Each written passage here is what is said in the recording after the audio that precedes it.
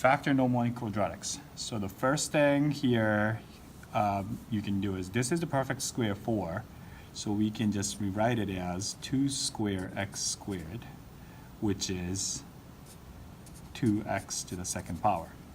Now we can divide this guy so that we can see 2x squared, which is 18 times 2x. See, we still have 36x, and 18 times 2x is the same thing, but it looks different, but we're just going to keep it this way for now. Now we are going to just replace these 2x so that we don't have to worry about it right now, for now. So we have z squared, let's use z, it doesn't have to be z, 18z plus 45. Now if we change this into this form, then it looks like x squared plus 18x plus 45, which we can use the sum and product identity, which is like what are two numbers that add to 18 and multiply to 45? That is 3 and 5. So we can factor this guy as this guy. So z plus 3 times quantity of z plus 15, and replace that z with 2x. So that 2x plus 3 times 2x plus 15. So we're done.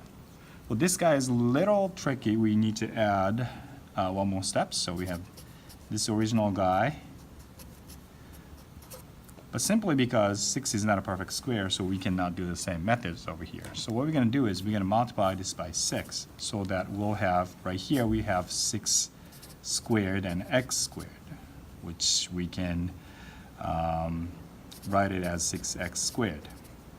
And then we have 11 times x multiplied by 6, so it's going to be 66x, but we're not going to write that that way, and you'll see why in a minute. And don't forget to distribute 6 to 10, and we get this. Now we have 6 x's, so we can replace that as, again, if you like z, you can replace it as z. Oh, there's no square here.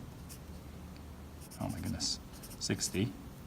So again, this looks like x squared plus 11z minus 60. And then you think about what are the two numbers that add to 11 and multiply to negative 60. That's 15 and negative 4, right? 15 plus negative 4 is 11, and 15 times negative 4 is 60. So we're going to use that. And replace the z with 6x.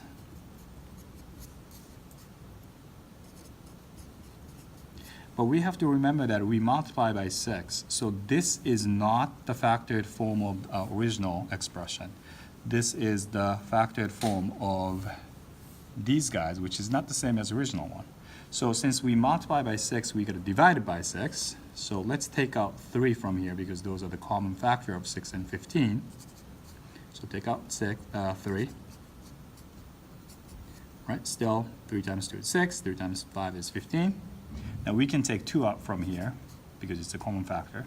So 2 times 3 is 6, 2 times 2 is 4, right? Now 3 times 2 is 6. Now we can divide this guy by 6. So it's gone. So we multiply by 6 at the beginning, and we divide by, we undo the multiplication at the end. Therefore, this 2x plus 5 times quantity of 3x minus 2 is the factored form of this guy.